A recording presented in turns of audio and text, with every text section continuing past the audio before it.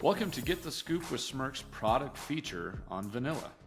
Zach Schwindt, one of our Smirk's traders and resident vanilla specialist, is here with me today, and we're going to do a deep dive into some fun facts about vanilla, some specifications that Smirk's offers, and applications for vanilla to discuss the vanilla harvest and also contracting for vanilla. So, Zach, to start it off, do you have any fun facts about vanilla that you'd like to share? Well, Nick, I do. I can't help myself. I love vanilla trivia. Vanilla is the only orchid that produces an edible fruit. And yes, vanilla is actually a fruit. Vanilla is the second most expensive spice in the world behind only saffron. Did you ever notice a funky design on your vanilla bean? Farmers in Madagascar are known to tattoo their vanilla beans with their initials to prevent theft. This is usually done with a toothpick or a small stick or something where they can carve out their initials to basically tell other people, hey, this is my vanilla bean. So I've actually never seen that on a bean. Have you seen here in the States where you buy some and I have. see? It's actually pretty interesting if you look at it because you can kind of see where the farmers will kind of, they'll go in and they'll just put two letters kind of and something, at first you kind of think it's like a defect or something, but when you look into it a little bit further, you can kind of see, wow, those are actually initials. So Tattooing each bean with a toothpick, that's got to be pretty laborious. Yeah. That's probably how it gets to be the most expensive behind saffron all the time to take tattooing their initials on there. Yeah, and I mean, not to mention, at the vanilla farms, usually there's someone there, 24/7, sometimes with an armed, a gun or something just to prevent theft because it's such a big issue in Madagascar. Wow. Vanilla remains hands down the most popular ice cream flavor in the USA. At times, vanilla can be more expensive than silver by weight, usually when there's a shortage caused by weather patterns, which will usually happen a few times per decade. Nearly all of the vanilla beans worldwide are hand-pollinated. The only bee that pollinates vanilla orchids is the Melipona bee, as we mentioned, and it's only found in Central America. What's different about this bee? How come they're only there? You'd think that it's a flower, so wouldn't more bees just be attracted to it? Yeah, I mean, it's native to Mexico, and that's actually where vanilla was first discovered, so it does make sense in that regard. But they don't exist in Madagascar, and they've tried to actually take the bees from Mexico to Madagascar and just weren't successful. And they found it's just more of a, you have more success having someone go out there and hand pollinate it because when the orchid opens, for 8 to 12 hours, there's a small chance the bee's actually going to come pollinate it.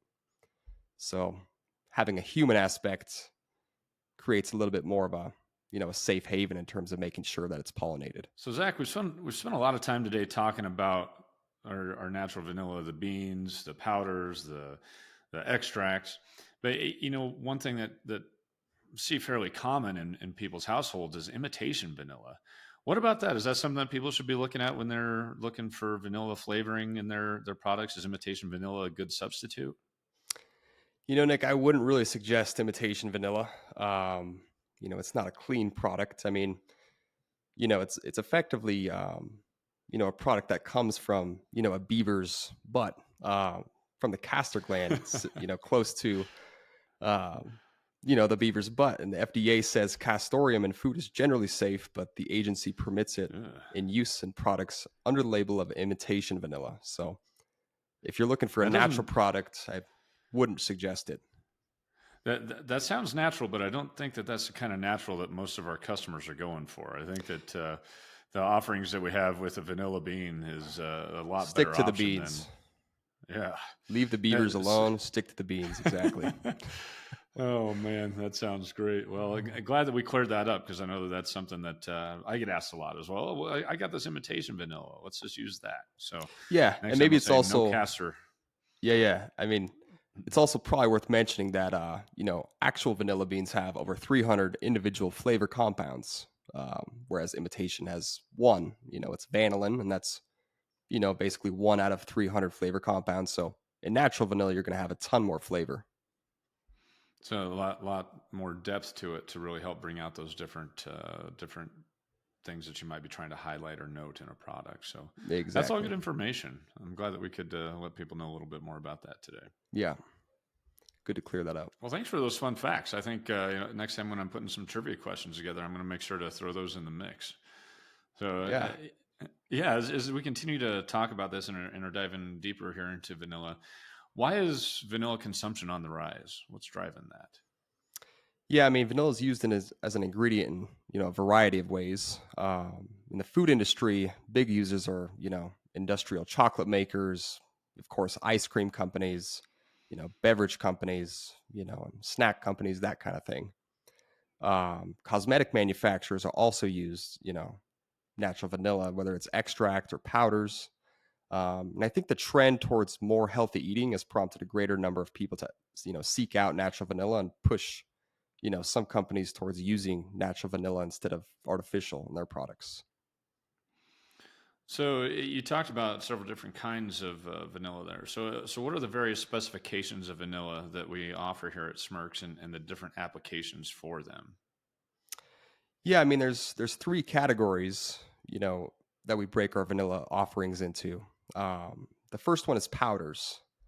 So powders, the first one would be like a vanilla extract powder, which is white. It's good for coffee creamers, something that you need solubility. Um, the second would be an exhausted vanilla bean. It's basically the vanilla powder that's already been extracted. So there's really not any flavor in the product. It's more for an appearance. It doesn't clump either, so it's good for ice cream companies. If Is you that get, what for those example, specs are in the whole bean exactly. vanilla ice cream? Yeah, Okay. so if you have vanilla ice cream and you're looking at those little specks, those are typically exhausted vanilla beans, and then they'll flavor it with extract. I thought that actually So made it taste different. I guess I was fooled. they'll fool you. Yeah.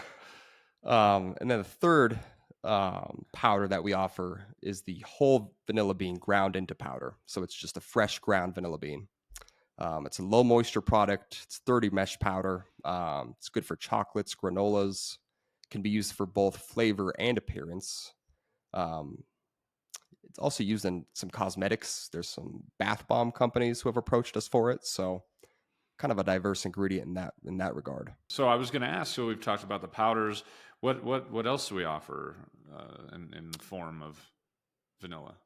Yeah, I mean, liquids would be the other big category, which is typically vanilla extract. And there's several different types of vanilla extracts, and they can be broken down by origins. So, some people like to market their ice cream Madagascar vanilla ice cream.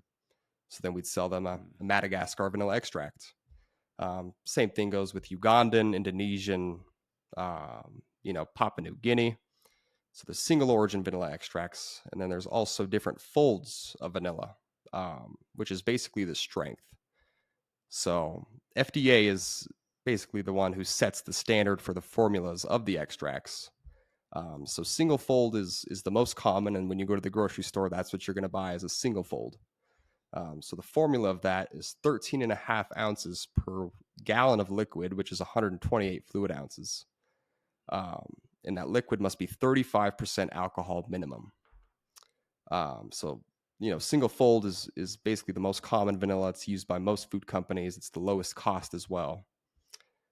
Double fold is basically twice as strong in terms of the flavor. So there's 27 ounces per gallon of liquid. Uses for double fold would be, something like ice cream, stuff like frosting, where maybe you don't want too much liquid and it's, you're sensitive to liquids. Beverage companies as well will use double fold just because you can add less overall liquid with, basically twice the flavor. So it's not double the price typically, but it can be a great value for the right application. It's just twice the strength.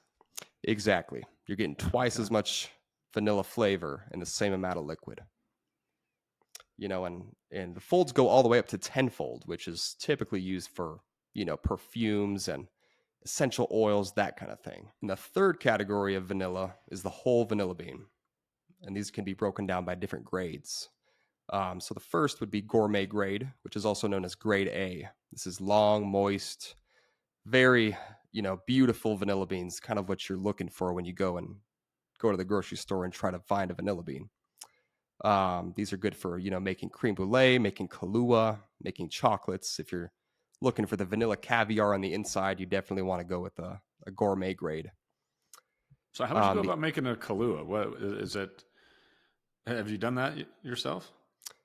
Nick, I actually haven't done that myself, but when I'm selling vanilla at the farmers markets, when someone comes and tries to buy a vanilla bean from me, I always ask, what are you doing with your vanilla bean? And Kahlua seems to be very common. So it seems to be very common around the holidays too. We do some occasional craft nights around the office. Maybe we should have our own Kahlua making one of these I days. like that. That sounds Yeah. like a good craft night. I'll be the taste tester. So Perfect. yeah. But the second grade of vanilla would be extract grade. So these typically have some minor defects. Maybe they're not perfectly uniform in shape, and they're good for making extract. Kind of like as the name suggests, or grinding into vanilla bean powder. And then there's chopped vanilla beans, which some breweries like their beans already chopped because it's easy for them to throw into their percolators or whatever they're doing. So chopped vanilla beans is actually one of the more common items that we sell here at Smirks as well. So with all these different origins, as you know, you've talked about a lot of different origins that produce the different beans here. Uh, is there a seasonality to vanilla in a time when people should be thinking about maybe purchasing or contracting vanilla? And when is it harvested? Yeah, I mean, since it varies a bit by origin, I can touch on the harvest for some of the major vanilla origins. Madagascar, the world's largest vanilla producer, typically harvest starts in July, August with the curing and September timeframe, and shipments will start coming out in October. Madagascar product is much more regulated in the industry since it accounts for about 10% of Madagascar's GDP. So, the government will set rules of when you can harvest, when you start curing, when you export. It's all very controlled, and that's pretty much done just to, keep Madagascar's name as, the premium vanilla producer of the world. Indonesia and Papua New Guinea, two other major players. Harvest typically will start in August, September, with shipments coming out in October as well. Indonesia is a bit less regulated, so farmers, occasionally can harvest their beans a bit prematurely, which can lead to some off flavors. So it's extremely important to make sure you have suppliers who you can trust and that you ensure the product is mature when it's harvested. What kind of off flavor would immature bean produce? You'll find notes of like sourness. Okay. You'll typically when you smell vanilla, it's that bold, rich flavor that you just want to keep on smelling. And when you smell premature bean, you'll have some notes of sort of some sourness and just notes that you don't want. So, Got it. in Sulawesi, which is an island in northern Indonesia in the northern hemisphere, they have a different harvest cycle. So they start harvesting in April, May, and then shipments will start coming out in July usually. Very cool. Thanks for enlightening us on that.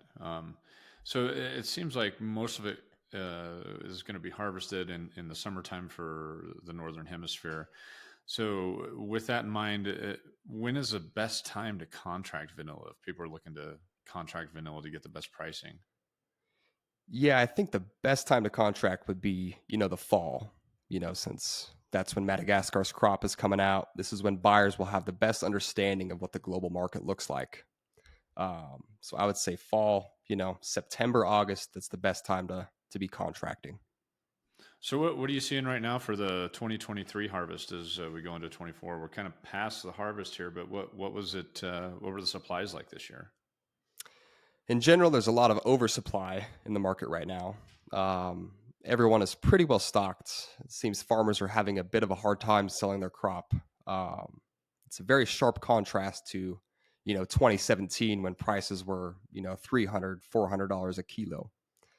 It takes 3 years for vanilla beans to mature, so it's a long wait, and things can change relatively fast. If there's a typhoon in Madagascar, prices can shoot up $100 a kilo in a month, that kind of thing.